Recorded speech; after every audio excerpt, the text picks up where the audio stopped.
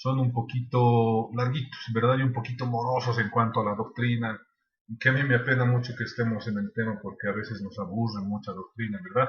Pero a veces es necesaria esa situación para que ustedes tengan el conocimiento.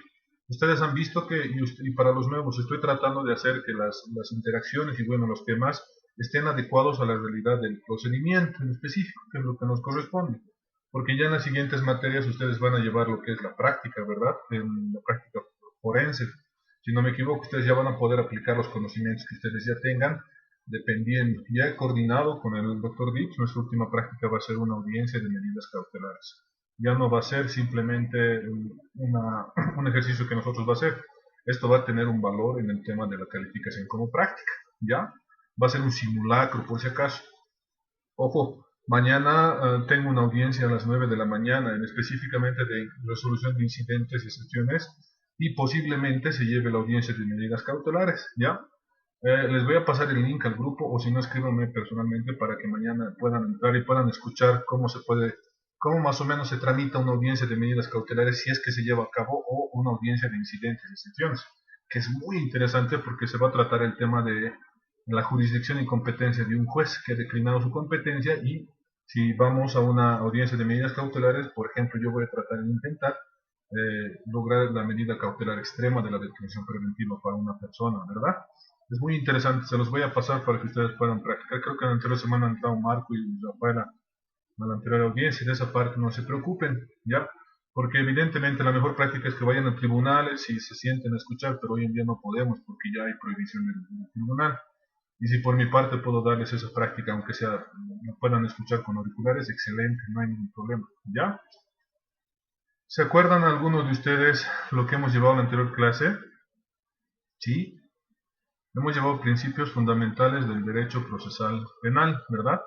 Bueno, de materia penal en específico. ¿Se acuerdan algún principio en específico que les haya sido más relevante para los que hayan estado en la anterior clase?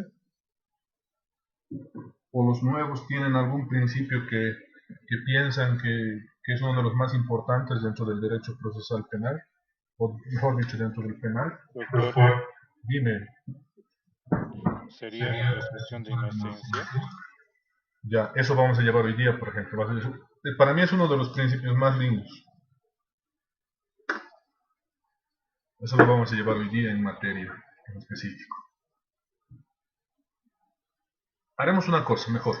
Para no aburrirlos y que después nos quedemos medio dormidos, avanzaremos el tema de las diapositivas hoy día, y al terminar nos damos un pequeño lapso y empezamos a hacer una charla, un pequeño debate entre todos nosotros para sacar un criterio en específico de algún principio que tal vez les haya gustado más a ustedes o les haya quedado una duda más a ustedes, por ejemplo, ¿ya? Para que en ese sentido lo debatamos, porque ustedes van a utilizar todos estos principios ya en materia procesal, incluso en sus argumentaciones, no solo de práctica oral, sino también en sus argumentaciones escritas, en sus memoriales, por ejemplo, ¿verdad? Entonces vamos a entrar a compartir mi pantalla. No estoy confundido. ¿Pueden ver mi pantalla, chicos? Si no, no. Sí, doctor, se ve. Sí, Muchas gracias. Muchas gracias, Rafaela. Gracias, Jaime. Ahora sí. Vamos a entrar a la última parte de nuestro tema 2. Como les digo, yo he tratado de resumirlo lo más posible para que ustedes puedan tener el conocimiento específico. No me sirve a mí llenarles de pura doctrina y que después se me estén aburriendo en el examen. Van a poder tener en conocimiento del examen que dentro de lo que está en el PGO y las unidades no voy a preguntar yo algo que no esté. Son conceptos específicos y ustedes lo que van a tener que hacer es un análisis. Por ejemplo, selectivo, y ustedes van a poder empezar a determinar, digamos, un principio. El principio de la presunción de inocencia, digamos. Incluso hasta la respuesta puede estar en la pregunta, ¿ya? Hoy nos toca ver los principios en materia penal, en específico los principios adjetivos del derecho penal, del derecho procesal penal, ¿ya? Doctor, Esto, mil disculpas. dime. Una consulta, ¿las clases se graban? Sí, se graban. Están ya en la plataforma. Las clases que las vaya, me falta subir simplemente 2 clases para que ustedes puedan tener el conocimiento. Lo que pasa es que he estado con un problema con mi Google Drive para que ustedes no lo puedan, para que ustedes puedan tenerlo. La voy a subir hoy día, o en su defecto hasta mañana a mediodía, todas las clases que me faltan. Creo que solamente me faltan esta y la anterior clase. Subirlas y ustedes ya van a poder tener el material disponible. Incluso mañana ya voy a subir el tema 2 y las diapositivas del tema 2, ¿ya? De esa parte no se preocupen. Y inclusivemente se las voy a pasar por WhatsApp para que ustedes la vayan pudiendo leer, ¿ya? ¿Hay alguna otra duda? Gracias, doctor. No No, te gracias, preocupes. doctor. Preguntaba porque no vi el icono de grabación. Ah, ya. Lo que pasa es que me han hecho mover todos mis iconos, ¿ya? Me han hecho mover todos mis puntos. Yo soy un poquito más ordenadito en el tema de grabaciones y enlaces. Más abajo el tema de las tareas y los temas. Pero la universidad me ha dado una modalidad por la cual me está señalando cómo tengo que presentar mis clases, mis guías. Entonces me tengo que regir eso. Tal vez está un poquito más abajo, más arriba las grabaciones, ¿ya? Simplemente es un enlace. Creo que el primer enlace tienen que pedirme permiso. Voy a tratar de sacar esa restricción. ¿Ya? ¿Alguna otra duda? Ah, no, gracias, doctor. Yo le decía porque no veía en la presentación de mí del icono de grabación. Ya, no se preocupen. Si no, también les voy a mandar el enlace del Google Drive por el grupo de WhatsApp de los videos para que también por ese lado también lo tengan. Si es que por ahí en algún momento la plataforma también a veces tiene algunos problemas, ¿verdad? No se preocupen, entonces voy a mandárselos también en el enlace por el grupo. Así también lo pueden descargar por su celular o por cualquier otro dispositivo. ¿Ya? Gracias, doctor. Nos toca ver, como les decía, los principios adjetivos de la materia penal en específico, del derecho procesal penal. ¿Ya? Por si acaso no se preocupen si es que no hemos estado en la anterior clase y los otros principios van en correlación con esto. Cada principio es independiente o incluso tiene alguna otra correlación, pero más que todo son autónomos los principios. ¿Ya? Hoy vamos a ver en específico, si no me equivoco, 2, 4, 6, 10 principios adjetivos del derecho procesal penal, que dentro de mi pensamiento y dentro de mi criterio son los principios más importantes de los cuales vamos a nosotros desmarañar un proceso adecuadamente. ¿Ya? El primer principio adjetivo nos habla de la necesidad de que exista un proceso. ¿Ya? Tanto como en materia penal, como en materia civil, materia familiar, materia laboral, materia tributaria, por así decirlo, a algún otro tipo de materia que pueda tener alguna otra relación procesal, por así decirla, necesita que tenga una función instrumental que pueda cumplir con eso específicamente, que verifique los hechos reales por los cuales se necesite, en este caso, activar un proceso. En el determinado sentido del derecho procesal penal, tenemos que activar este proceso para determinar si es que corresponde una aplicación de un castigo, de una sanción, que pueda contemplar un acto que vulnere un bien jurídicamente protegido, ¿verdad? En este sentido, el Estado no podría castigar a una persona en la actualidad, se los digo, por el hecho simplemente de que se le presuma una actitud delictiva.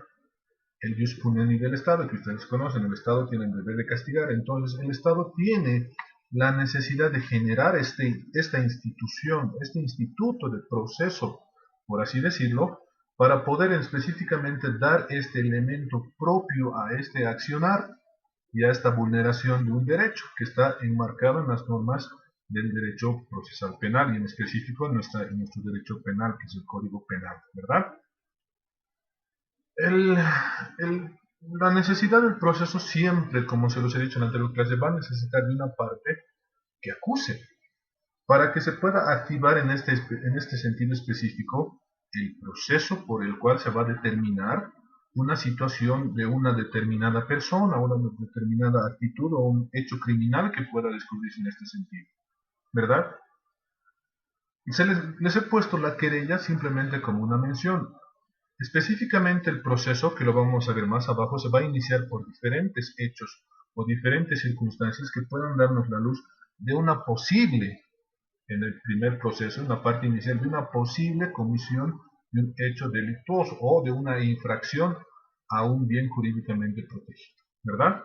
Entonces, al ser el Estado el que tiene el poder de la legitimación activa, en este caso de la persecución penal y del jus punendi, tiene que activar la investigación como un principio fundamental de la necesidad del proceso, ¿ya? ¿Qué les quiero decir con esto? Que el Estado tiene que actuar idóneamente sin vulnerar ningún otro derecho que pueda ser preferente a una de las partes intervinientes dentro de este proceso.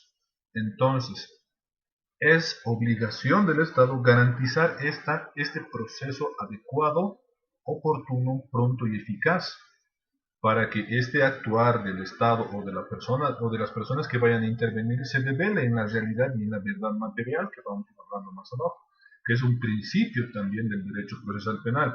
Pero la verdad material ya es más en un sentido práctico, en el sentido de un hecho, de alguna vulneración específica, de alguna garantía jurisdiccional o constitucional. ¿Ya? En ese sentido, vamos a entender que tenemos diferentes importancias para poder calificar cómo tiene que actuar el Estado o esta persona que va a ejercer o esta institución que va a ejercer el proceso en primera instancia, ¿verdad? Para que nosotros tengamos un proceso tenemos que garantizar todo lo que ustedes están viendo en la pantalla, que este proceso se acerque más a una justicia, pero no una justicia específicamente para una persona, sino para toda la sociedad. Que este proceso, esta necesidad sea transparente para que pueda esclarecer o se pueda dar la luz si este hecho es verdadero o es falso, ¿verdad? El C para mí es muy importante porque la preparación idónea de las personas que van a administrar este proceso, en este caso los entes colegiados, por así decirlo, que hoy los dicen así el Ministerio Público, el Tribunal Departamental de Justicia, el Tribunal Supremo, incluso el Tribunal Constitucional Plurinacional, necesitan tener una preparación idónea en cuanto a la calificación del proceso específico en materia. Estamos hablando del proceso penal, ¿verdad? ¿Por qué? Porque necesitamos que esta persona sea conocedora de los antecedentes específicos de los hechos por los cuales se va a denunciar, qué es la mejor aplicabilidad de qué derecho podemos entender, por ejemplo, en un juez, ¿no? ¿Cómo podemos entender que una persona que, por ejemplo, toda su vida haya podido ejercer, o bueno, todo su currículum sea, por ejemplo, derecho minero, por así decirlo, ¿no? Su especialidad. ¿Ustedes creen que esta persona va a tener la idoneidad suficiente para poder ejercer, ser buen contralor dentro del derecho procesal penal? Si es que ha sido, imagínense, juez de asiento jurisdiccional de algún tipo de mina, por ejemplo, ¿verdad? Entonces no va a tener la idoneidad porque no tiene la práctica, ni la idoneidad ni los conocimientos necesarios. Es por eso que el tribunal, cuando vota las convocatorias, y hoy la escuela de jueces específicamente hace un sorteo de las personas que están mejores calificadas dentro de la experiencia, la capacidad y el conocimiento de la materia en específico, para que puedan ser los más idóneos. Algo que no sucede en la realidad, pero tendría que suceder, ¿verdad? Por ejemplo, para ser notario uno tiene que tener hoy en día la especialidad mínima en diplomado de derecho notarial. Lo mismo para juez de instrucción penal, por lo menos tiene que tener un diplomado en derecho penal y procesal penal, por ejemplo, ¿verdad? Para que por lo menos tengamos una certeza de que este sujeto tiene por lo menos el conocimiento necesario para poder ejercer este proceso penal. Tiene que haber mayores filtros de desahogo.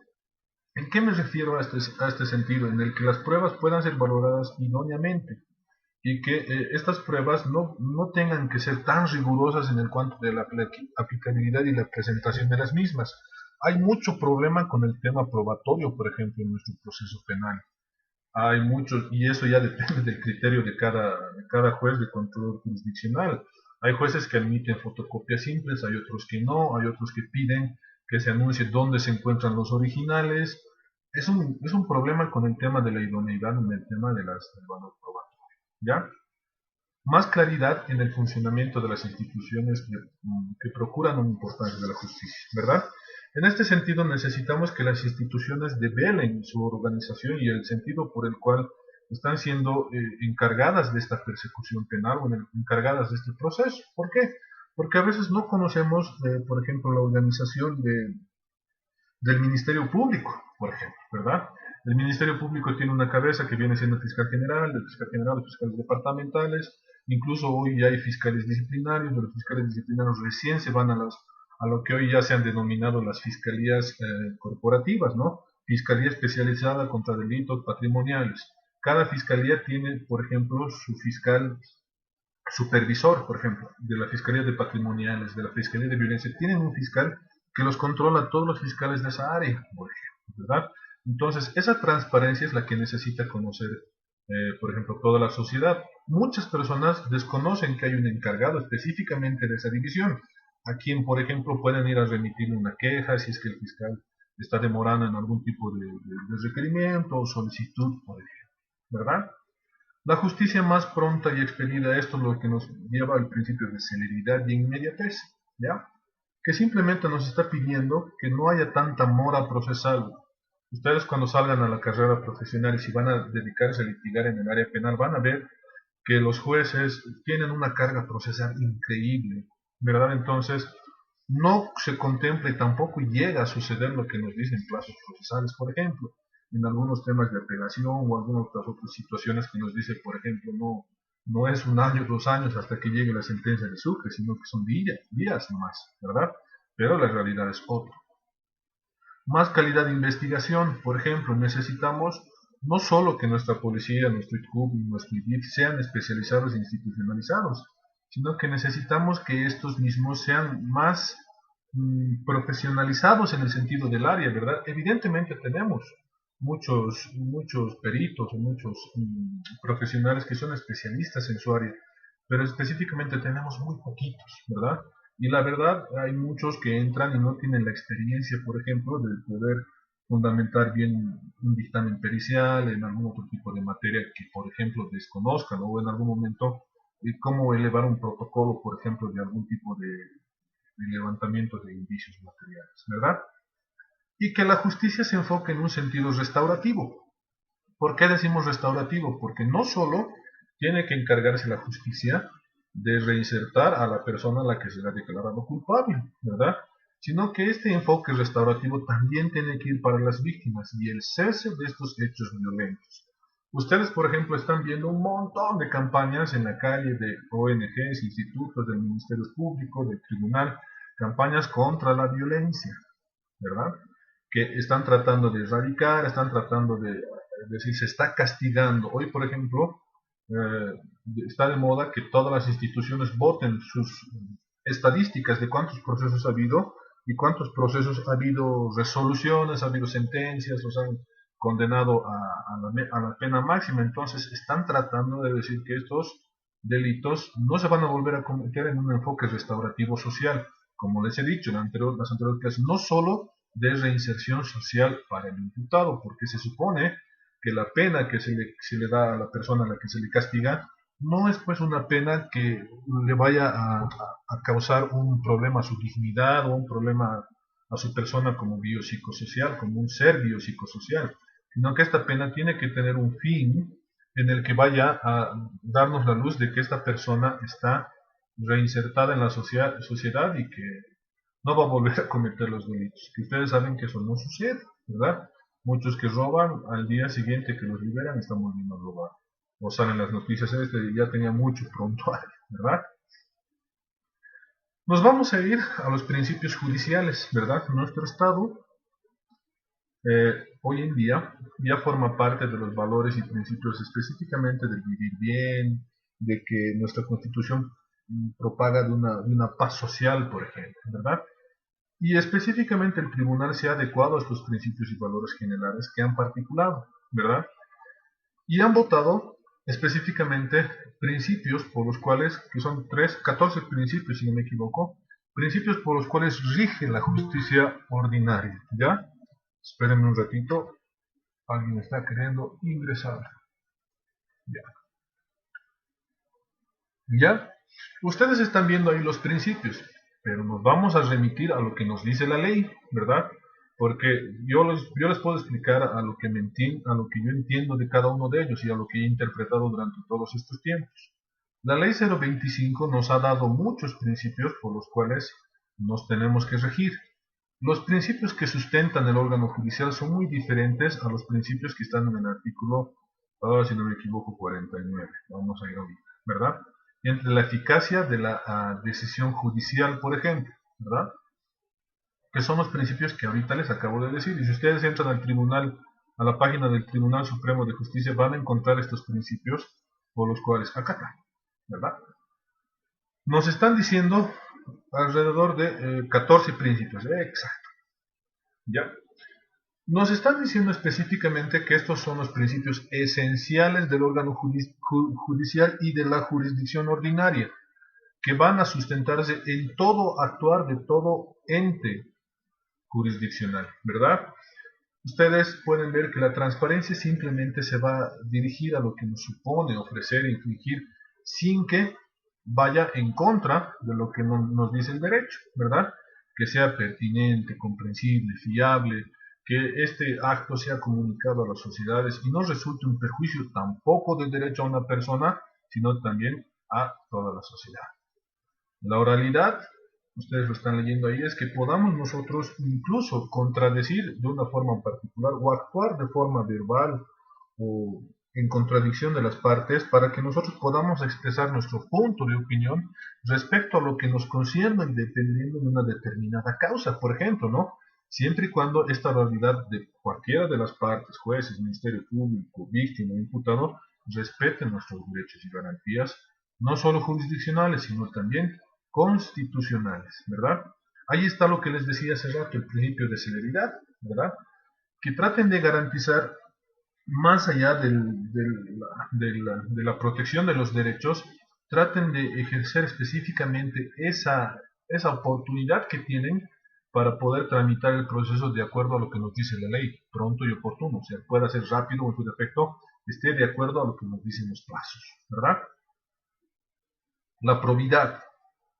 No me quiero extender mucho porque se nos va a ir la hora, pero ustedes están pudiendo ver. Si no tienen esta ley, por favor avísenmela y yo se los paso ahorita al WhatsApp o se los paso más tarde cuando termine nuestra clase. ¿Ya? Uno de los principios que a mí más me interesa que ustedes conozcan acá es el del debido proceso. ¿Ya? ¿Por qué decimos que el debido proceso es uno de los más importantes? Porque todo juez o todo órgano administrativo, judicial y jurisdiccional debe observar las reglas del proceso. Que este proceso esté enmarcado dentro de lo que nos dice nuestra Constitución Política del Estado y todas las leyes, porque podemos utilizar leyes accesorias al proceso penal, podemos utilizar el Código Civil, podemos utilizar el Código de Procedimiento Civil, incluso ley de infracciones sociales, infracciones que vulneran algún tipo de seguridad social, por ejemplo, ¿verdad? Pero más allá de solo que estamos hablando de nuestro territorio, el debido proceso también tiene que garantizar los derechos de los pactos, específicamente que tengan contenido de derecho humano y preferente. No todo pacto, por si acaso, es vinculante con nuestra Constitución Política del Estado. ¿Ya? Ya nos dice el artículo, si no me equivoco, el artículo 256 de la Constitución Política del Estado, que tienen que entrar por nuestra asamblea, y si nuestra asamblea, perdón, si nuestra asamblea legislativa determina que este derecho o este pacto es vinculante en cuanto a derechos preferentes para las personas, estantes y habitantes de nuestro estado, va a ser preferente antes de la Constitución. Y ahí está lo que se les decía, el artículo 256, por ejemplo, que tiene mucho que ver con el debido proceso. Porque no podemos, ni mucho menos un juez o un fiscal puede estar fuera de lo que un pacto que sea vinculante a nuestro Estado no nos diga. Consecuentemente, si hace algo que no le permite incluso este pacto internacional, está vulnerando el debido proceso. Porque no nos está dando la seguridad jurídica de poder contar con las reglas que nos dice el proceso, ¿verdad? Ay, ya me pasó eso. Aquí está. Los tratados e instrumentos internacionales en materia de derechos humanos que hayan sido firmados, ratificados y a lo que hubiese adherido, aquí está la palabra, si hubiese adherido el Estado, que declaren derechos más favorables a los contenidos de la Constitución Política, se aplicarán de manera preferente sobre este, ¿verdad? Solo serán interpretados de acuerdo a los tratados internacionales de derechos humanos que estos prevengan como derechos favorables. Pero ustedes ya saben que hoy día incluso los derechos humanos son más importantes y en los derechos humanos ya han puesto incluso derecho político, derecho a la democracia, derecho a poder ver, tener acceso al internet hoy en día, ¿verdad? Que ya lo han vuelto incluso como un derecho humano pregonando la situación de mejor derecho y derecho preferente para las y los estantes de todos los estados que formen parte de estos acuerdos internacionales. ¿Ya? Entonces, qué importante es que nosotros nos rijamos a las reglas de juego, ¿ya? ¿Por qué? Porque hay muchos, por ejemplo, en igualdad de partes, hemos hablado en la anterior clase, la propicia de lo que hayamos dicho y lo van a tener en el tema de lo que vayan a descargar en el material, ¿ya? Nos vamos a ir a este punto que está en el PGO obligatoriamente, que es la proscripción de tribunales especiales, ¿ya? La proscripción de tribunales especiales se trata en específicamente que no existe y no puede existir otro tribunal si es que este tribunal no ha sido constituido o no ha sido instituido en un estado de derecho, en un estado que respeta los derechos y garantías constitucionales, ¿ya? ¿Cómo podemos entender esta proscripción de tribunales especiales? Ustedes, por ejemplo, han escuchado y van a escuchar hablar siempre, por ejemplo, de las dictaduras militares, ¿verdad? A las dictaduras militares no les interesaba si había un juez de control jurisdiccional o había un tribunal específico por el cual se pueda determinar algún tipo de culpabilidad de alguna persona que esté en contra del Estado, por ejemplo, ¿verdad? Ese es el ejemplo más claro que siempre uso, porque es el tribunal en especial que toma arbitrariamente una decisión que puede ir generalmente en contra de la población en este sentido, ¿ya? Siempre entiendan que este tribunal especial no tiene que tener la facultad conferida por el Estado. Si vamos a decirlo que tiene que tener una emergencia, por así decir, ¿verdad? Hoy en día, por ejemplo, y hace mucho tiempo habían prohibido que, por ejemplo, en comunidades del altiplano los puedan exiliar de sus propias comunidades y pueblos. Hoy en día ha vuelto esa práctica, ¿verdad? No sé si ustedes conocen la danza del Hacha Tata Danzanti, por ejemplo. Esa danza nos refiere, más allá de un baile folclórico, nos refiere del castigo que le hacen a una persona en el sentido en el que le ponen una máscara en toda su cabeza, más grande que él y que su cuerpo, y tiene que bailar hasta morir. Y si él no quiere bailar hasta morir, él tiene que salirse de la comunidad, irse, o sea, es desterrado para toda la vida. Él, su familia, sus nietos, los hijos de sus hijos, los hijos de sus nietos y todos, ¿verdad? Entonces vean cómo ese tema ya ha quedado abolido por el tema de la proscripción. La proscripción nada más que es una forma de decir prescripción o prohibir algo que haya podido estar en un uso de una costumbre, por ejemplo, o en lo que les decía en el tema de dictaduras políticos, algunos son de otra corriente de pensamiento político, por ejemplo, otra ideología que en otras épocas, por ejemplo, se nos castigaba por tener esa ideología, por así decirlo, liberal, por así mencionarlo, ¿ya? Hoy en día no tenemos un tribunal especial por el cual nosotros podamos entender que se hayan prohibido derechos y garantías constitucionales. Por lo menos yo aquí en Bolivia no he visto. Sí hay el tema de la justicia por mano propia, pero no podemos instituir que una turba enardecida pueda constituirse en un tribunal, ¿verdad? Esto ya se genera en otro tipo de delito, por ejemplo, ¿ya?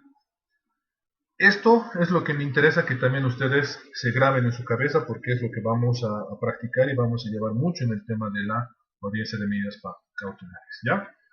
Las formalidades esenciales del proceso penal como principio específico nos van a dar la luz de que existen etapas en el proceso por las cuales deba iniciarse y la necesidad de un proceso, ¿ya? En nuestro sistema boliviano tenemos 3 etapas procesales como principios fundamentales, que la primera etapa se llama la etapa preliminar o más conocida como de los actos iniciales de investigación o los actos preparativos de investigación, pero ustedes la van a encontrar como etapa preliminar. La segunda etapa ya se llama etapa preparatoria, o en su defecto se llama desarrollo de la etapa preparatoria. Y la tercera se llama la conclusión de la etapa preparatoria, que son los actos preparativos para lo que les voy a explicar ahora. Dentro de estas 3 etapas se puede extinguir un proceso en una de ellas por alguno de los criterios de oportunidad reglada o una de las salidas alternativas, que vamos a ir, tenemos materia, tenemos temas de eso, no se preocupen, ¿ya? O en su defecto, por algún tipo de otro proceso, delito flagrante, por ejemplo, ¿verdad? Ahí simplemente un juez que no tiene la competencia de ser juez de sentencia puede tomarse momentáneamente el papel de juez de sentencia y remitirlo a un castigo ya propiamente dicho. ¿Por qué hablamos de los actos iniciales de la investigación preliminar? ¿Por qué? Porque existen tres momentos en los que podemos nosotros iniciar un acto de investigación preliminar, ¿ya? La investigación puede comenzar, un proceso penal, mejor dicho, puede comenzar por una denuncia, que la puede hacer cualquier persona que cometa que vea o que conozca de un hecho ilícito o delictivo. Puede empezar por una querella. La querella criminal ya puede ser planteada por una persona, la directamente ofendida, o por su representante en este caso, que nos dice el artículo 76 quiénes pueden constituirse como víctima.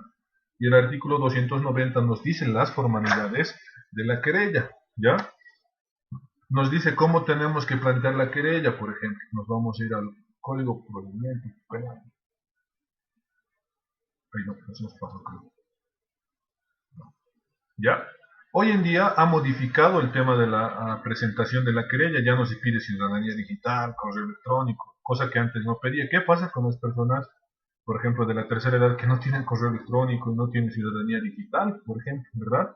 Entonces ahí la fiscalía no te admite por cuenta propia la querella. Simplemente te dice, aunque sea inscribible con un correo y vayan a ciudadanía digital y así se tiene que presentar. Bueno, ni modo, ya está generando otras dilaciones en vez de que mejore el sistema procesal en cuanto a la presentación de querellas. Okay. 290, por ejemplo, ¿vean? La querella se presenta por escrito ante el fiscal y contendrá el nombre y apellido del querellante, el domicilio real y el formulario juntado en croquis, el buzón de notificaciones de ciudadanía digital, que a partir del 1173 está inmerso, el caso de personas jurídicas, si es que en este caso hay algún poder o es alguna persona jurídica quien está denunciando, la relación circunstanciada del hecho, ¿no? No solamente decir ha pasado esto y por eso se tiene que activar, ¿verdad? Hay que detallar los hechos consecuentemente, cronológicamente. El detalle de los datos y elementos de prueba. Ustedes van a tener, cuando ya vayamos a prácticas, por ejemplo, de un poquito de memoriales, les voy a pasar mis memoriales para que ustedes vean cómo hago yo. No es regla mis memoriales, pero ustedes pueden tener un ejemplo ahí, por ejemplo, ¿verdad? Y la prueba documental. Entonces, ahí tenemos uno de los elementos por los cuales inicia un proceso penal. Y asimismo puede iniciar el proceso con un acto investigativo, con una intervención policial más llamada como acción directa. Esta acción directa puede ser el descubrimiento de un hecho y los policías informan al fiscal y el fiscal de inicio, de oficio, mejor dicho, informa el inicio de investigaciones. En los tres casos por los cuales se puede activar este inicio preliminar de un proceso, el fiscal tiene la obligación de anunciar y poner en conocimiento al juez de control jurisdiccional que se está iniciando una investigación en el caso en el que se admitan los tres presupuestos que estamos hablando, ¿ya? ¿Por qué? Porque si no se admite la denuncia o la querella o la acción directa porque puede haber vulnerado derechos, no pueden y no van a informar. El fiscal lo que va a hacer es rechazar esta denuncia. Pero generalmente en el caso del que se admita, el fiscal tiene la obligación de informar el inicio de investigaciones. Pónganse contra el señor Jorge Espinosa porque el señor Jorge Espinosa ha robado un auto, ya, ¿verdad? Entonces, esa comunicación, ese acto de comunicación al juez de control jurisdiccional nos da en específico la fecha en la que se está iniciando los actos administrativos, ¿verdad? En sede judicial. ¿Por qué? Porque dentro del tiempo que, cuando vayamos viendo más materia, esta etapa preliminar tiene un plazo que tiene una obligación de ejercer el Ministerio Público. Puede ser extendible, pero dependiendo los actos que queden pendientes para poder pasarnos a la siguiente etapa como una formalidad de ley, ¿verdad? Tiene un plazo específico.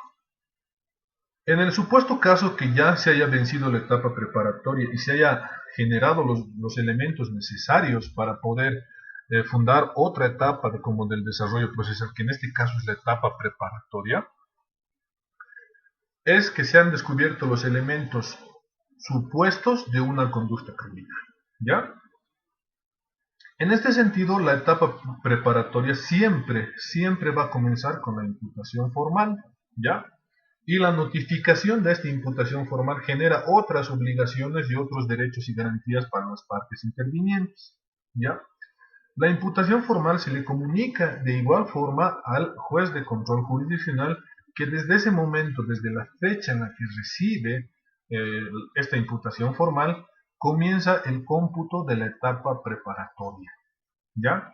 La etapa preparatoria puede tener un plazo de 6 meses a 9 meses, extendibles inclusivemente a más meses, 18 meses dependiendo del delito. Hoy en día hemos visto que están entre 5 años una etapa preparatoria de delitos contra el Estado. Por ejemplo, el caso más denominado Banco Mompari, ¿verdad?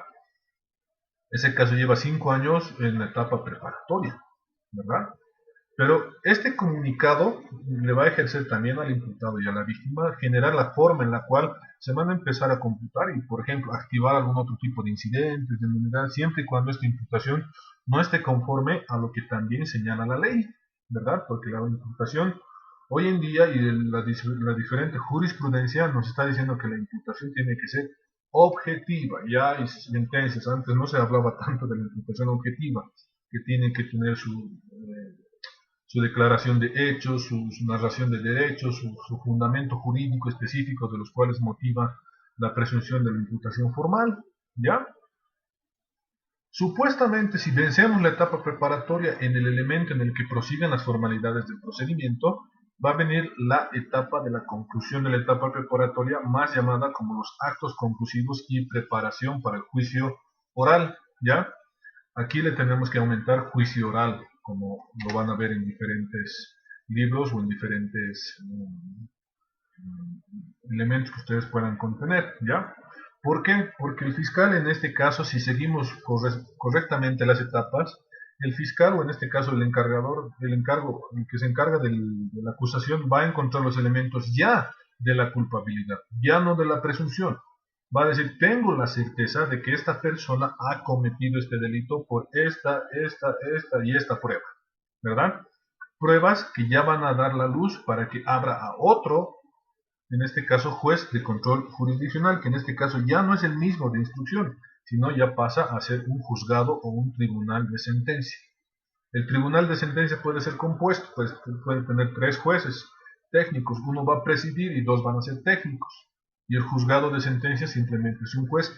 Se va a caracterizar ambos por el tipo de delito que se cometa. Hoy ya los han institucionalizado. Delitos, por ejemplo, que no tienen mucha pena, los ven los juzgados de sentencia. Los delitos que tienen mucha pena, los ven los tribunales de sentencia, para que haya una conformidad más en el debido proceso. Para que haya una sentencia absolutoria o condenatoria tiene que haber voto unánime, no puede haber un voto disidente, ¿verdad?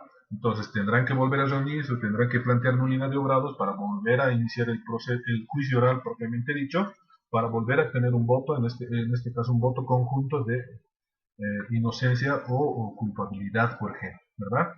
Esta etapa abre no solamente a la acusación formal, sino abre también a la interposición de muchos mecanismos de defensa, incidentes excepcionales o salidas alternativas, suspensión condicional del proceso, proceso abreviado, dependiendo el tipo de delitos, como les iba diciendo.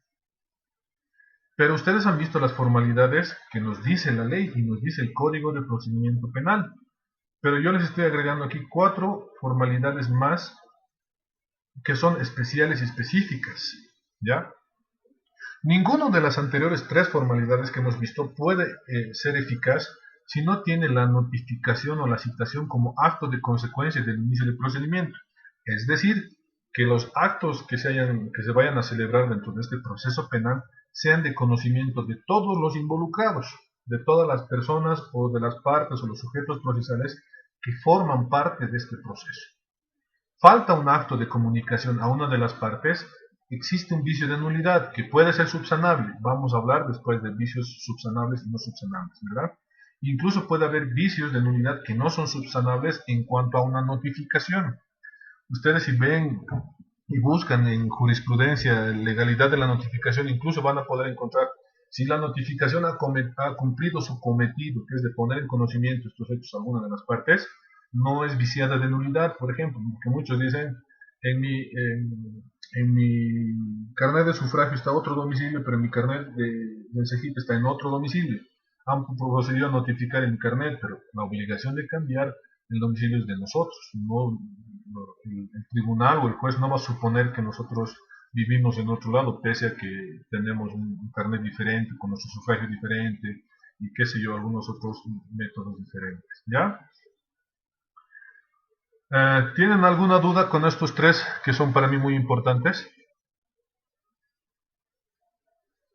Doctor, respecto a los plazos de 6, 9 meses, ¿qué pasaría si en la etapa preparatoria no se llegan a actos conclusivos? Ahora, esos 5 años que usted menciona en el caso Pari, ¿no dan lugar a que se caiga el caso?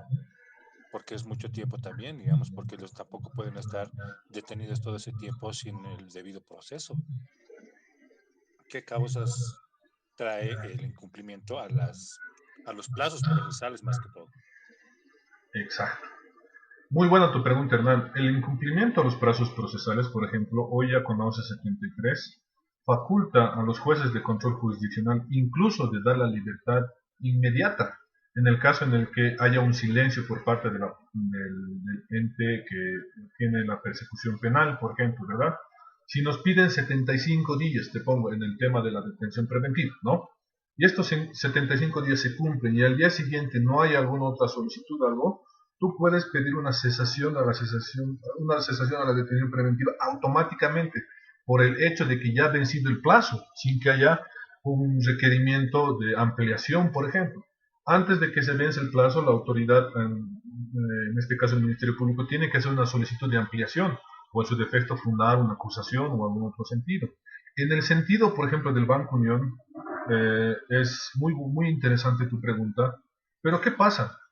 Al ser este delito un delito contra el Estado, y ya prevén que los delitos contra el Estado no prescriben, son los únicos que no prescriben, pueden ser perseguidos de aquí a 100 años, a los jueces que son los encargados de instrucción anticorrupción y violencia, están utilizando la teoría del no plazo, ¿ya? Que es una teoría que la ha sacado la Corte Interamericana de Derechos Humanos, si no me equivoco, específicamente en el caso Sánchez contra Guatemala, ¿ya?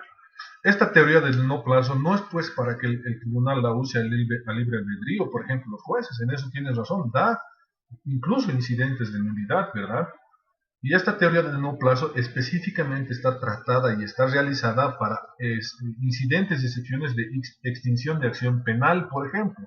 Si tú pones en el Google teoría del no plazo, vas a ver que te va a salir que la teoría del no plazo está específicamente fundamentada para incidentes de extinción de acción penal, por ejemplo, ¿verdad?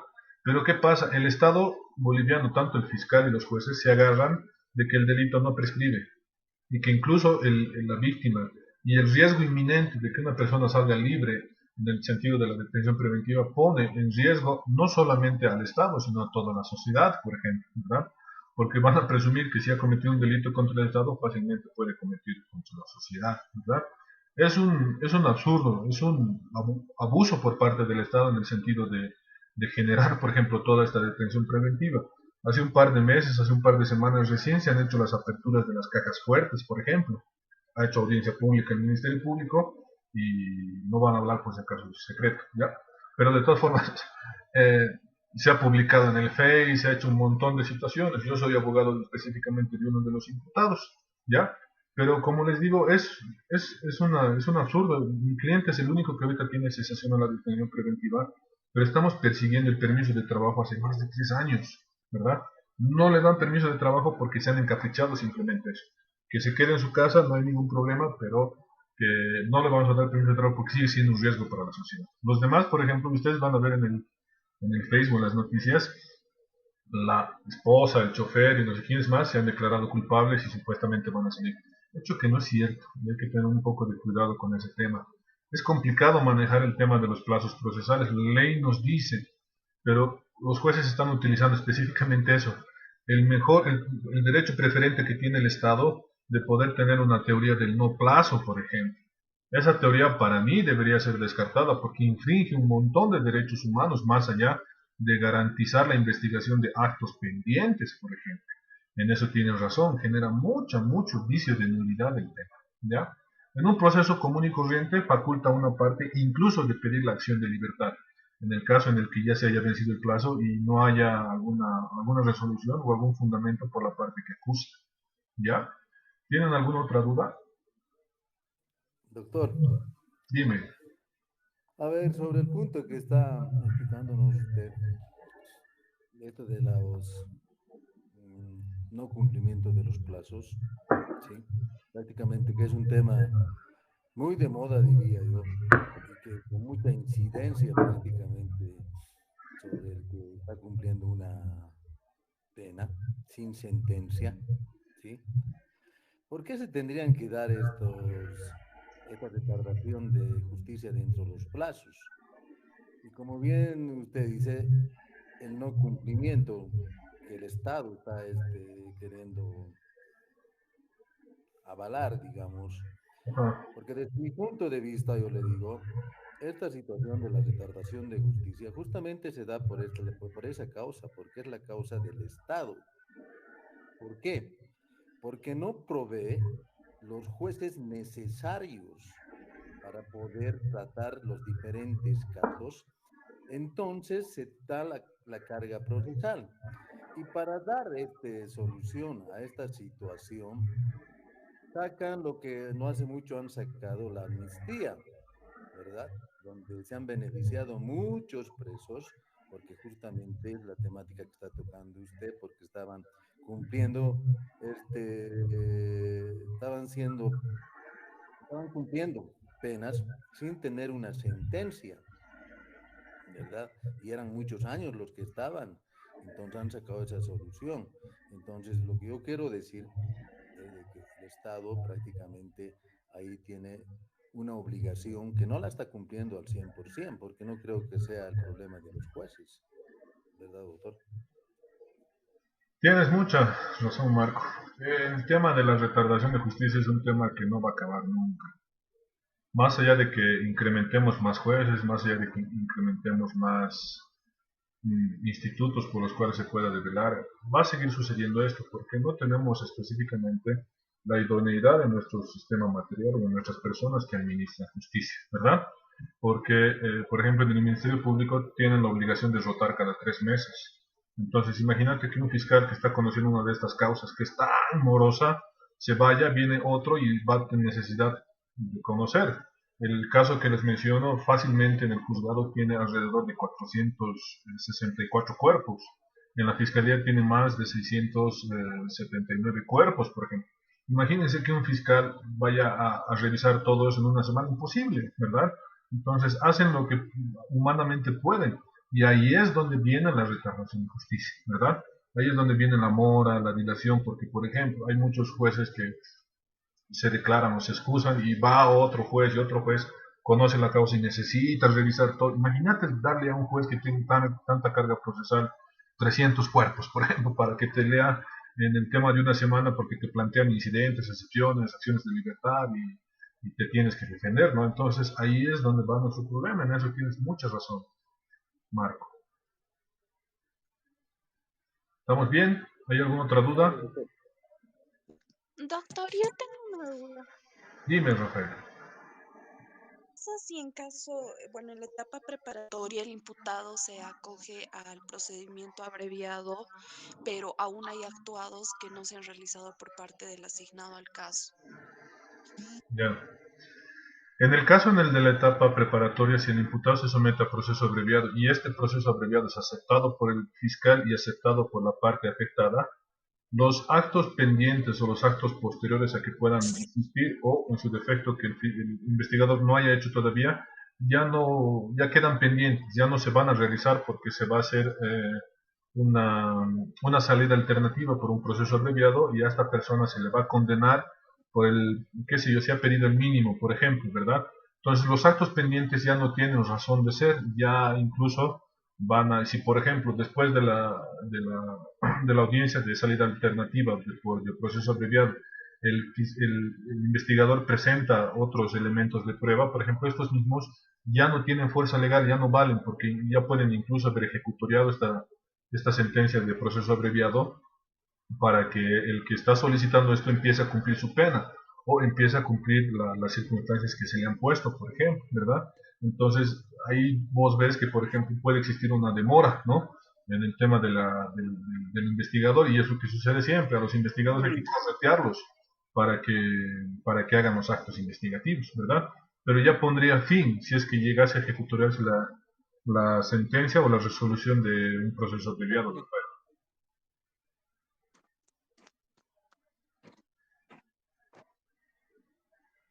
¿Alguien más? Activo el micrófono. ¿Está bien, Rafaela? Doctor, entonces, en eso del juicio, de los juicios abreviados, tienen que ser entonces aprobados por la fiscalía, porque entonces si yo me quiero declarar culpable directamente y no se me acepta, entonces se va al proceso directo. Así es. A veces se habla vagamente del tema de las circunstancias procesales, ¿verdad? El proceso abreviado se hace una solicitud al fiscal, que en este caso es el director del funcional de la investigación. Se le dice al fiscal, me voy a someter a proceso abreviado, ¿verdad? Solicitando a su autoridad se me imponga la pena mínima, ¿verdad? Pero ahí, por ejemplo, los fiscales tienen que actuar con objetividad, si corresponde o no corresponde, vale la pena que suceda esto. La mayoría de los fiscales aceptan el proceso abreviado, ¿verdad?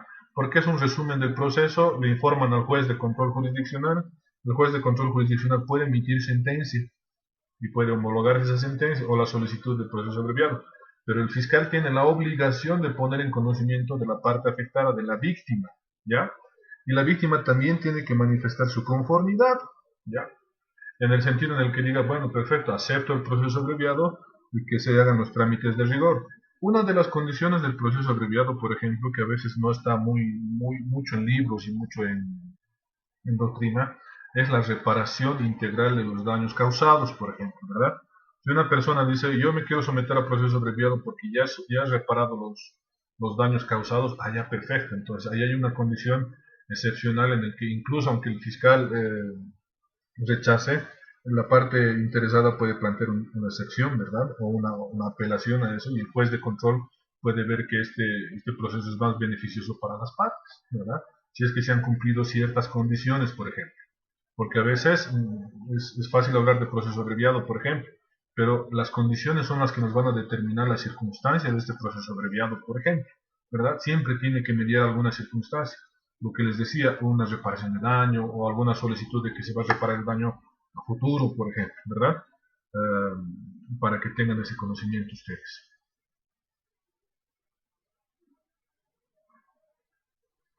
¿Dudas, preguntas, cuestiones? No. Ya. Vámonos yendo, avanzaremos a la independencia judicial. La independencia judicial se va a regir, como les decía, en el marco de la necesidad de que en este entendido haya un equilibrio justo en el jus puniendi y los pasos que van a contrarrestar a la persona que va a ejercer este derecho de castigo o este derecho de investigación.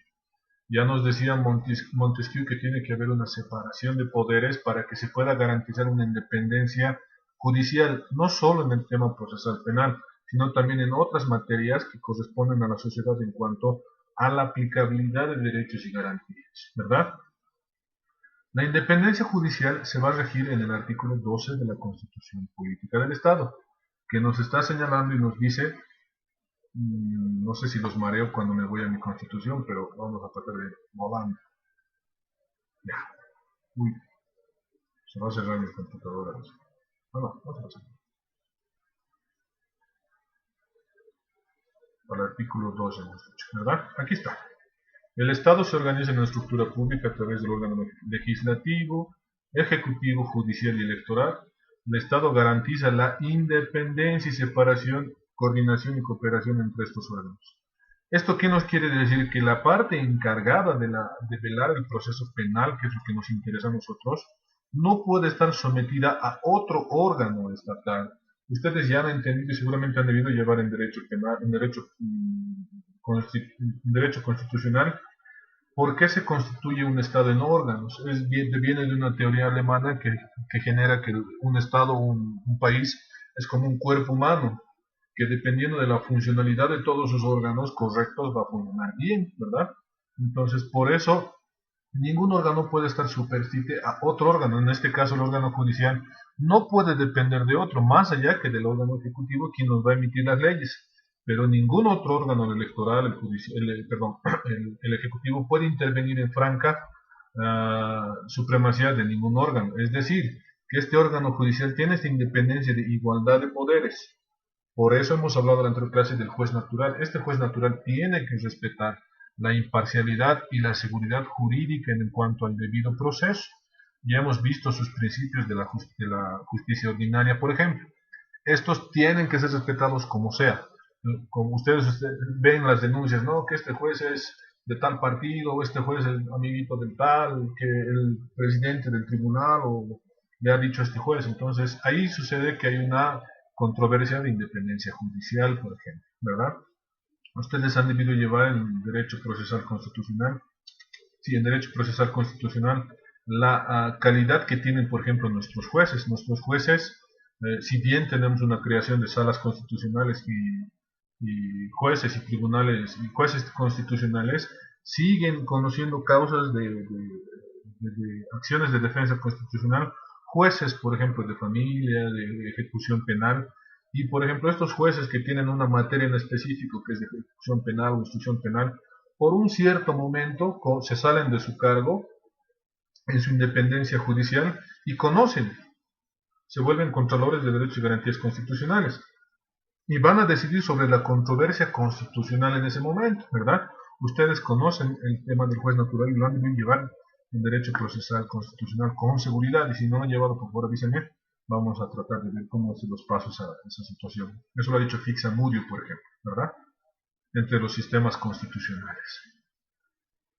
¿Qué nos interesa saber? Que hay un principio del procesal penal que es el Ministerio Público, que específicamente es el instituto o la institución que está encargada de la persecución penal pública. Este instituto se va a regir, o esta institución se va a regir por principios, porque es el perseguidor penal del Estado, el brazo operativo del Estado en cuanto al castigo y a la investigación de los elementos y de los actuados procesales en cuanto se refieran al delito, por ejemplo, ¿verdad?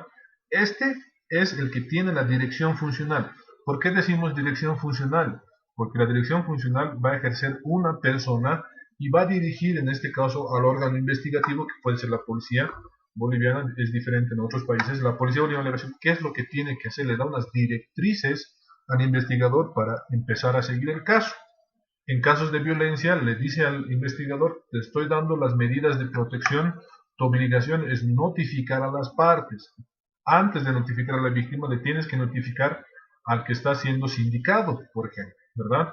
En otros casos les dice, tienes que hacer la inspección técnica ocular, tienes que hacer la reconstrucción, tienes que ir a averiguar por la zona si hay testigos que hayan conocido los hechos, tienes que llevar, si tú necesita llevar al laboratorio. Entonces le da una dirección, le dice qué es lo que tiene que hacer o no hacer para garantizar que exista un debido proceso. El Ministerio Público también se rige por principios específicamente: la legalidad, oportunidad, objetividad, responsabilidad y autonomía. Específicamente tenemos un tema para hablar del Ministerio Público y de sus principios. Existe la ley del Ministerio Público. La vamos a buscar, vamos a ver cómo estoy aquí. Existe su ley del Ministerio Público donde ustedes van a poder ver lo que nos dice el principio de legalidad. Aquí nos falta un principio que no está en la norma, que se llama el principio de unidad. En cuanto a los fiscales pueden cooperarse entre ellos mismos. Por ejemplo, ¿qué pasa si por alguna razón no está el fiscal que tiene que conocer la audiencia, por ejemplo? Pueden llamar a otro y decir, por favor, reemplázame. Ese es el principio de unidad y solidaridad entre los fiscales, ¿verdad? Todos tienen que conocer esta dirección por la cual van a generar este proceso penal. Disculpen, esto lo voy a borrar. ¿Ya? Aquí está uno de los procesos más lindos, que es bien usado y que ustedes van a poder conocer y que incluso está en nuestra ley, que es el más denominado non bis in idem, que significa no dos veces por el mismo hecho. Nadie puede ser procesado ni castigado dos veces por el mismo hecho. Este es un principio que además se encuentra en nuestro Código de Procedimiento Penal, ¿ya? En el Código de Procedimiento Penal no dice non bis in idem, dice persecución penal única, como principio, lo que hemos llevado a la anterior clase y los hechos que hemos llevado hoy día, ¿verdad? Que nos dice nadie puede ser procesado ni condenado más de una vez por el mismo hecho, aunque se modifique su calificación o se alegue circunstancias nuevas, porque siempre el hecho va a ser la raíz de una circunstancia o alguna otra calificación de algún otro tipo de diferentes resultados. Y esta es también la parte importante. La sentencia ejecutorial dictada en el extranjero sobre hechos que puedan ser conocidos por tribunales producirá efecto de cosa juzgada, ¿verdad? Van a poder ver que ustedes van a publicar seguramente las modificaciones a la ley Marcelo Quiroga Santa Cruz. Ya las han aprobado ayer. Van a poder seguir juicios en rebeldía para delitos contra el Estado. Entonces, eso va a presumir un doble juzgamiento. ¿Qué pasa? El caso más sonado, el señor Murillo, lo juzgan en Estados Unidos, lo sentencian en Estados Unidos, ejecutorean su sentencia en Estados Unidos y viene aquí y van a tratar de que cumpla su sentencia aquí, que lo hayan declarado en rebelde. Entonces, esta modificación va a vulnerar el principio al no doble juzgamiento. No puede existir doble juzgamiento. Y ya se ha entendido, y ahorita vamos a ir viendo, porque antes solamente se trataba de este hecho, porque a veces los hechos se modificaban por las partes porque se rechazaban y a veces se volvían a admitir y generaba incidentes de nulidad de imputación por el non bis in idem, por ejemplo, ¿verdad? Porque me están procesando dos veces, existe esta otra causa con código tanto, y se me están vulnerando mis derechos, ¿ya? El non bis in idem, como les he dicho, estas partes para mí son plus, esto no les voy a meter en el examen por si acaso. Existe un non bis in idem material, ¿ya? Que específicamente nos da la proporcionalidad del hecho y del derecho en cuanto a la legalidad del hecho que se va a practicar en materia penal. Este principio non bis in idem material va a determinar el comportamiento, la forma jurídica en el que se ha recibido esta sanción proporcionada, ¿verdad? Nadie puede, vamos a suponer que no vamos a derrochar inútilmente un proceso para volver a generar otra sanción, otra pena, por ejemplo, ¿verdad? Entonces aquí vamos a poder ver que existe una situación en la que se le va a velar al juez de que no haga o otro juez no tenga esta situación procesal. No solamente el principio de decir que no se denuncie dos veces por una persona, sino que también no haya doble juzgamiento por el parte de la independencia judicial, ¿ya? Y el non bis in idem procesal, que ustedes lo van a conocer y ustedes si buscan el non bis in idem en sentencias constitucionales, por ejemplo, ya hay muchas sentencias constitucionales que nos dicen no se puede procesar a una persona por la vía administrativa y después por la vía jurisdiccional, salvo excepcional casos que se traten de diferentes tribunales y diferentes hechos. Ya hay esa jurisprudencia en cuanto a la sanción doble. ¿Por qué? Porque muchos tribunales administrativos sancionan administrativamente a una persona y los remiten a la justicia ordinaria y la justicia ordinaria procede a procesarlos, por ejemplo, ¿verdad? ¿Qué problema nos vemos ahí? Pues ya es doble juzgamiento. Entonces el tribunal, acertadamente el Tribunal Constitucional ha emitido un estándar alto en específico del no doble juzgamiento de diferentes tribunales administrativos y jurisdiccionales, ¿ya? Aquí está otro de los más interesantes, la presunción de inocencia, que ustedes van a escuchar siempre. Pero no solamente es decir la presunción de inocencia. La presunción de inocencia tienen que entender ustedes que es un derecho fundamental y primordial para una actividad jurisdiccional y un comportamiento de las personas que le dan el goce del derecho a la parte a la que se le está investigando, se le está acusando, porque va a ser inocente hasta que se le compruebe lo contrario. La presunción de inocencia prevé tres preceptos, tres vertientes importantes, ¿ya? Que es el principio de que tiene que existir una parte acusadora, el principio de probar y el principio de que la parte acusadora pruebe lo que quiere probar y lo que está acusando, ¿ya? En ese sentido ustedes van a entender que el imputado no tiene que hacer nada, se tiene que sentar de brazos cruzados y ver que lo acusen y defenderse sobre esas situaciones, porque no existe una sentencia previa en cualquier proceso. Este derecho de inocencia incluso es un derecho consagrado en derechos humanos, derechos preferentes. Incluso la Corte Internacional Penal no puede presumir una culpabilidad, como por ejemplo ha sucedido en otros casos. Les voy a pasar un caso internacional que ha presumido la culpabilidad de un exmandatario iraní, ¿ya? Y ha vulnerado, y este mandatario iraní ha acudido a una corte de mediación internacional que está en Nueva York, y esta corte ha logrado anular todo el proceso internacional penal. Muy interesante ese proceso. Se los voy a pasar. Ha sucedido hace años, ¿ya? La presunción de inocencia, como les decía, creo que está repetido, ¿verdad? Sí, está repetido, ¿ya? La presunción de inocencia se encuentra también en nuestro Código Penal, ¿ya?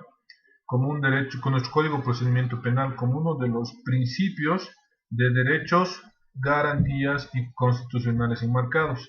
¿Qué nos dice? Que todo imputado será considerado inocente y tratado como tal en todo momento mientras no se declare su culpabilidad en sentencia ejecutoriada. Pero aquí está otra vertiente que hay mucha jurisprudencia. El imputado no podrá ser obligado a declarar en contra de sí mismo o en contra de sí. ¿Qué pasa? Muchos fiscales o muchos policías los agarraban ya di la verdad y los obligaban a declarar. Hoy ya existe la garantía de la defensa material y la defensa técnica que sea asistido de su abogado de confianza. No pueden obligarlo, por eso existe el derecho al silencio. Incluso se toma como la declaración informativa, como sindicado o ante el Ministerio Público, como un mecanismo y un instrumento de defensa. Esta declaración no puede ser tomada como elemento de indicio de culpa o como culpa de uno del imputado, ¿verdad? Y aquí está lo que les decía, una de las vertientes. La carga de la prueba corresponde a los acusadores y se prohíbe toda presunción de culpabilidad. En caso de rebelde se aplicará únicamente los datos indispensables para su aprehensión. ¿Qué pasa? Muchos no se presentan a las audiencias o al llamamiento de la autoridad, se los declaran rebeldes simplemente para la aprehensión, para ser conducidos ante la autoridad, no para que los metan a la cárcel. Tú tienes que ir a declarar donde el fiscal, perfecto. No ha ido, lo aprenden, lo declaran y el fiscal lo puede soltar. O donde un juez que ya está en juicio, ¿verdad? Lo traen al juez, le dicen, y él puede decir, yo desconocía porque no me han notificado en mi casa, ¿verdad? Ah, perfecto, entonces ya listo, pero ya te han traído, ya te han cumplido, me tienes que garantizar dónde te puedo encontrar, porque entonces que le van a dar algún tipo de medida preventiva domiciliaria, ¿ya? Eh, Esos son los principios por los cuales nos estamos rigiendo, ¿ya? En el temario del tema 2 van a poder ustedes ver,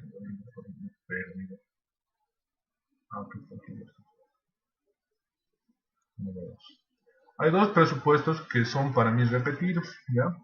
Que ya desde anticipadamente les digo no van a entrar al examen, porque no los considero necesarios, porque ya hemos hablado, ¿verdad? Son estos dos principios ejecutivos que son la legalidad y la reparación y la readaptación social, ¿ya? Estos dos principios van a presumir lo que hemos hablado en la anterior clase. El principio de la readaptación social es que en específico una pena, o en este caso el proceso tenga un valor que vaya a reinsertar a alguien en la sociedad, o en su defecto sea reparador para la víctima y para el imputado, no solamente para una de las partes. Siempre van a ustedes escuchar el nubio pro reo, ¿verdad? En caso de duda, favor al reo. Entonces, y el principio de legalidad es que estén enmarcados dentro de la norma y dentro del actuar correcto de lo que nos dice la ley, ¿ya? Esos dos elementos, como les digo, yo los considero repetidos dentro de lo que ya hemos llevado anteriormente, ¿ya? Pero igual se los voy a pasar en el tema para que ustedes puedan tener conocimiento de eso, ¿ya? Aquí ya hemos terminado el tema 2, ¿ya? A partir de mañana ya lo van a tener cargado en la plataforma juntamente con las diapositivas, ¿ya? Porque no solo les voy a cargar el tema 1, también los trabajos de apoyo, ¿ya? Creo que tenemos 10 minutos, sí, tenemos 10 minutos para poder conversar entre nosotros, hacer un debate. Aquí va mi pregunta. ¿Cuál de los principios creen ustedes que es uno de los más importantes? Porque no podemos poner número 1, principio tanto, ¿verdad? ¿Cuál creen ustedes que los principios procesales que hemos visto, más que todo procesales, porque el tema nos dice principios en materia penal, ¿verdad? ¿Cuál creen que ustedes es uno de los más importantes, por ejemplo? ¿O cuál creen ustedes que es el que tendría que tener mayor relevancia en una aplicabilidad?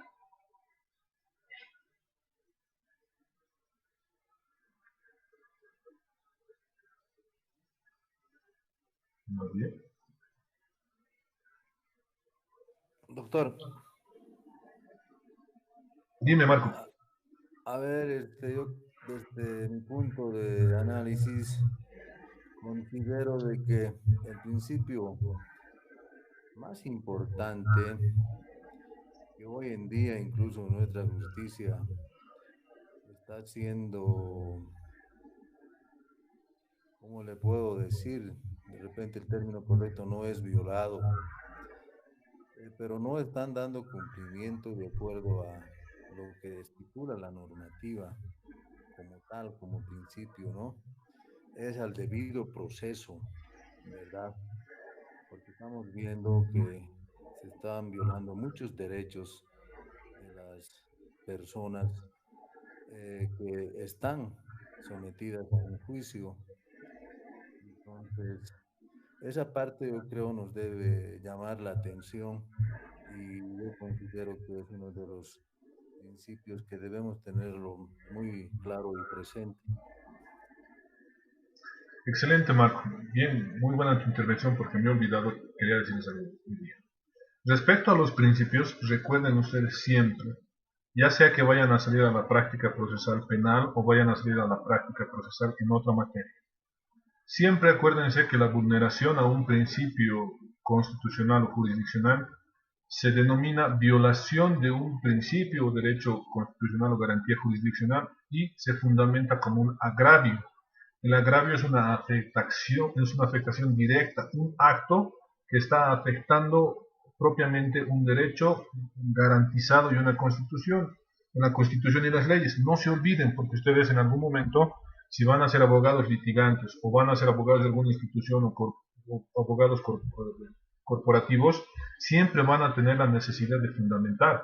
Marco nos dice, no sé si está bien la palabra de violación, está correcto, porque se llama una infracción, porque si le decimos una infracción vamos a tratar de decir que no es tan grave. ¿Por qué decimos que es una violación y se constituye en un agravio a un principio fundamental? Porque nadie puede pasarse por encima de estos principios. Tienen que ser respetados con carácter importantísimo, por ejemplo, ¿ya? No se preocupen por utilizar la palabra violado, ¿verdad? Yo les voy a ir pasando en el tema de mis memoriales y ustedes van a ver cómo, por ejemplo, yo fundamento. No es regla, no es regla. Yo solamente dedico un capítulo en extenso a fundamento y calificación de agravios de principios constitucionales, principios jurisdiccionales, ¿no? Y voy por cada punto. Punto uno, digamos, violación al derecho al debido proceso, como nos dice Marco, ¿no? Al debido proceso en su vertiente con congruencia y lo fundamento, ¿verdad? Me ha violado el derecho al debido proceso con este acto y este acto ha hecho esto, ¿verdad? Eso acuérdense siempre, porque eso es lo que no nos enseñan en la universidad y lamentablemente lo tenemos que aprender a fuerza de palo en la práctica procesal, ¿ya? ¿Por qué? Porque cuando no fundamentan la Doctor, violación y el agravio, dime Miguel.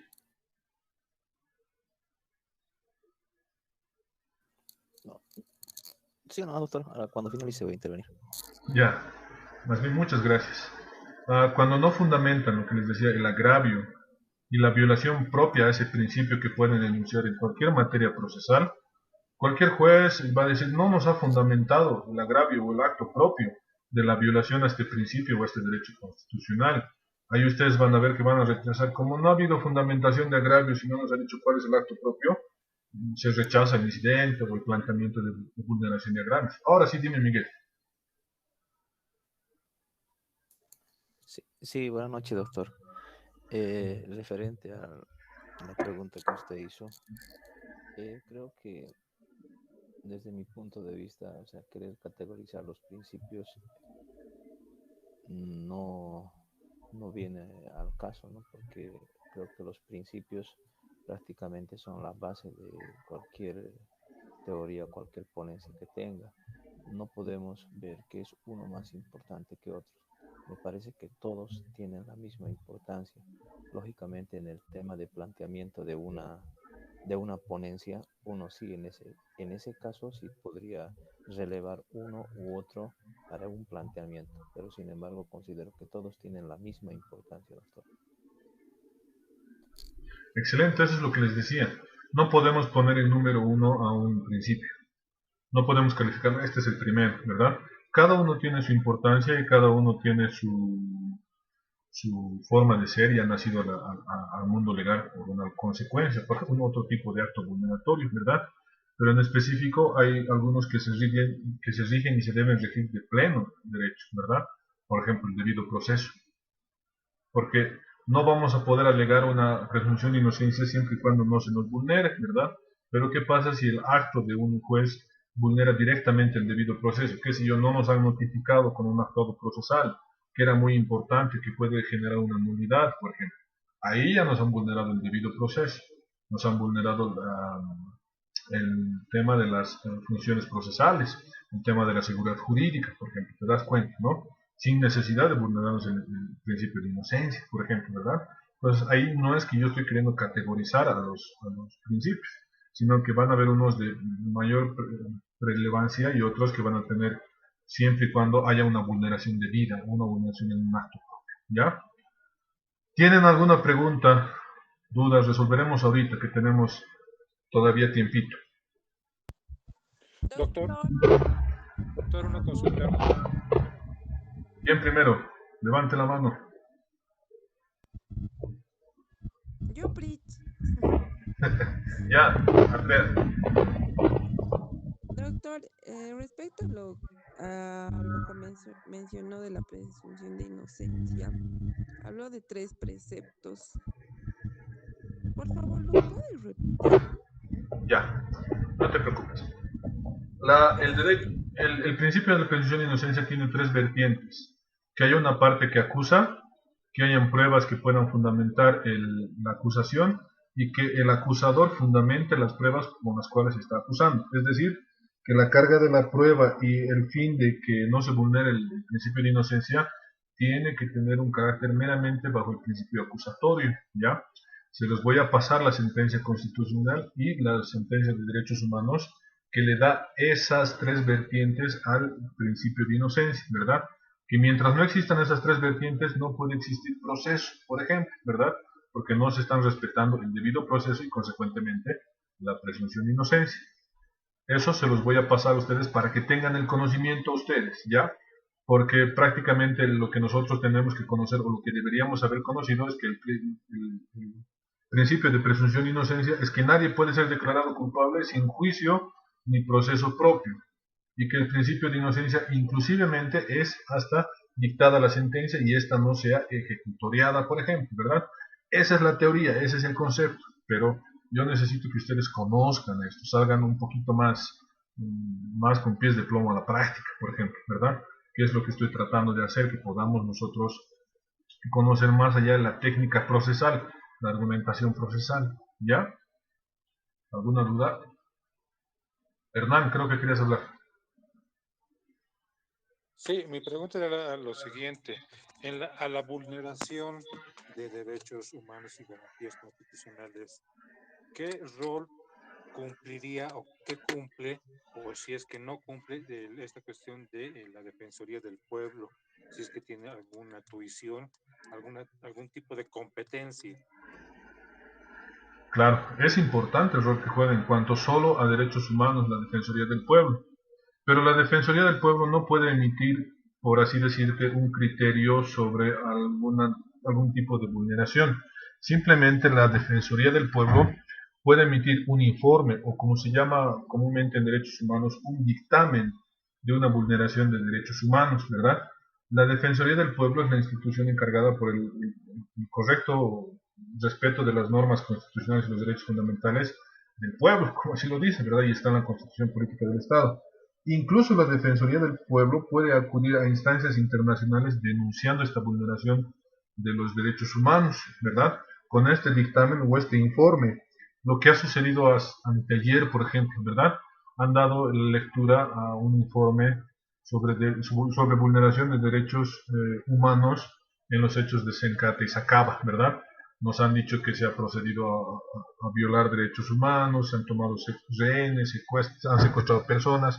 Eso es lo que ha sucedido. Y, por ejemplo, en uno de esos elementos de la parte de la Corte Internacional, hay elementos de prueba que, por ejemplo, está el dictamen de la Defensoría del pueblo que ha fundamentado la vulneración de derechos humanos en estos casos en específico. Si te das cuenta, no ha habido un proceso propiamente dicho, ¿verdad? Simplemente hay un dictamen defensorial que ha sucedido y ya tiene carácter vinculante en la Corte de Derechos Humanos, por ejemplo, ¿no? Entonces, en este sentido, ¿qué están sugiriendo lo que correspondería? Procesos a los expresidentes, al señor Evo Morales Ayma y a la señora Yanine Áñez, ¿no? Les están haciendo juicio, o bueno, quieren hacerle juicio de responsabilidades por este dictamen. Puede comenzar de ahí, como puede que, Hernán, el tema del informe o este dictamen defensorial no tenga la fuerza para comprobar estos hechos, porque se denuncian estos hechos y la obligación de la Corte Internacional de Derechos Humanos tiene la obligación de investigar. Ustedes han visto que han mandado un comité el año pasado, creo, o a principios de este año, para que visite y tome declaraciones de las víctimas o de los familiares de las víctimas o de las personas que han intervenido en estos hechos, por ejemplo, ¿verdad? Y estos elementos son los que han fundamentado este informe final, por así decirlo, ¿no? Te das cuenta cómo ya se ha hecho de un Estado, se ha vuelto a una norma internacional. Nosotros tenemos la obligación de recibir a estos que van a venir a investigar, a estas personas encargadas de derechos humanos, a investigar. No podemos trabarles el acto investigativo. Ellos pueden tomar cuanta declaración quieran, a quien quieran, en cuanto a los hechos que se hayan podido denunciar, ¿verdad? Como te digo, la Defensoría puede emitir un informe o un dictamen defensorial en cuanto a la vulneración de derechos humanos. En cuanto a procesos específicamente de determinadas personas particulares aquí en Bolivia, simplemente hace una recomendación que no se vulneren derechos y garantías constitucionales. Puede presentar un informe o se puede presentar un abogado o un asistente técnico legal de la Defensoría a recomendar a un juez o a un fiscal que no se vulneren derechos, porque existe esta denuncia, o puede pedir un informe, pero no tiene un carácter obligatorio para estas instituciones, por ejemplo, y ahí ya podría generar otras consecuencias jurídicas de derechos humanos, por ejemplo.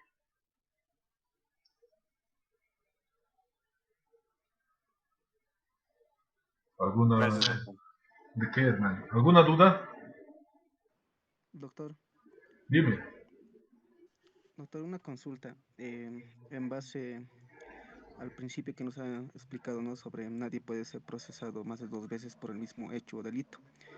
¿Qué pasaría, doctor, si en caso de que esta persona ya haya salido su sentencia, que tiene que cumplir su sentencia con privación de libertad, él mismo, dentro del recinto penitenciario, en el interior, vuelve a cometer el mismo hecho u otro delito? ¿Cómo se consideraría eso, doctor? Gracias, Nelson. En principio, el non bis in idem no es por el mismo delito. Es no nadie 2 veces por el mismo hecho. Porque una persona puede tener una conducta criminal por un delito que ya puede ser reiterativo, que es estafa, robo, ¿verdad? Pero pueden ser diferentes hechos, diferentes actos. Ahora, directo a la pregunta que tú me mencionas, por ejemplo, si un privado de libertad comete otro delito, por ejemplo, en el centro penitenciario, se le va a iniciar otro proceso, pero principalmente se va a ver si es que la condena que está sufriendo es más maligna al delito que haya podido conocer. Ustedes saben que existen las posibilidades de exhibición de culpa o porque está sufriendo una condena más gravosa de la que podría surgir en un delito, ¿verdad? ¿Qué hacen en el centro penitenciario, por ejemplo?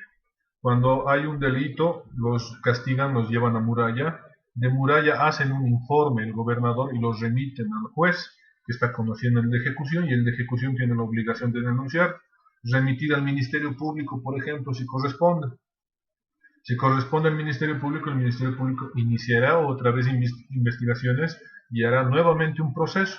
Ya en el quantum de la pena, si es que merece una pena, van a ver, vos estás sentenciado en la cárcel por 30 años sin derecho a indulto. Si te sentencio 6 años más por otro delito, por ejemplo, no va a cambiar tu circunstancia de 30 años sin derecho a indulto, por ejemplo, ¿no? Evidentemente ahí lo único que van a poder hacer es grabarle a otro tipo de antecedentes, ¿verdad? Porque van a decir, no lo podemos volver a castigar porque la máxima pena en Bolivia es 30 años, ¿verdad? Entonces, si lamentamos 6, estamos vulnerando su derecho. Entonces, estos 6 años, o estos 10, o estos 20 años, no van a modificar la circunstancia actual. Entonces, lo único que nosotros vamos a hacer, qué sé yo, lo vamos a aislar, lo vamos a tener en una cárcel de máxima seguridad, donde él no tenga contacto con nadie. Le van a poner otro tipo de castigos, por ejemplo, para que cumpla su condena sin volver a infringir alguna otra norma social o algún acto criminal, por ejemplo, ¿ya? ¿Dudas, preguntas? Doctor, Dime. una pregunta más. Entonces, según el principio de non bis in idem, digamos, ¿no sería posible, si existe ya una sentencia ejecutoriada, volver a reabrir el caso? ¿O estoy Claro. equivocada?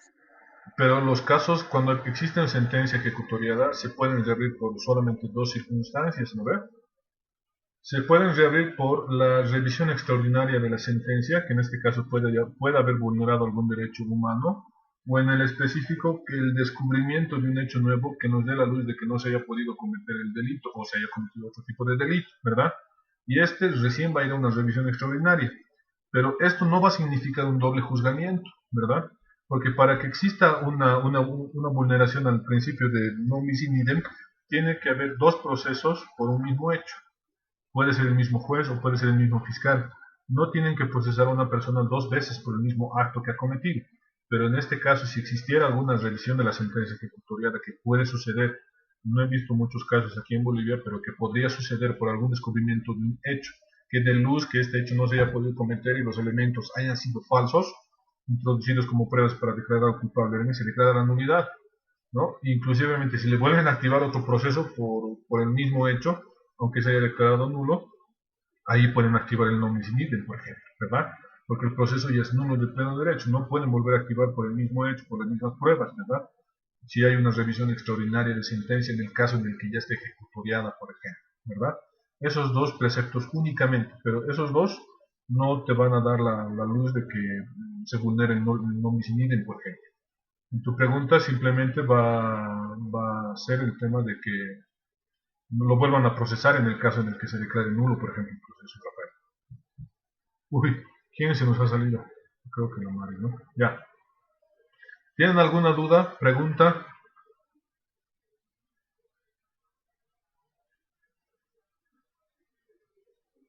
Ya están de sueño, creo.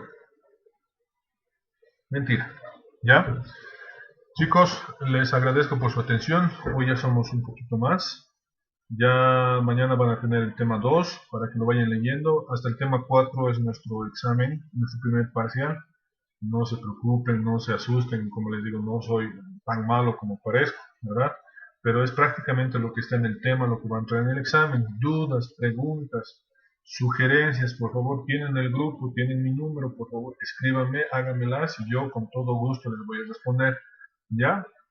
Mientras no haya alguna otra duda o alguna otra pregunta, yo me despido de todos ustedes.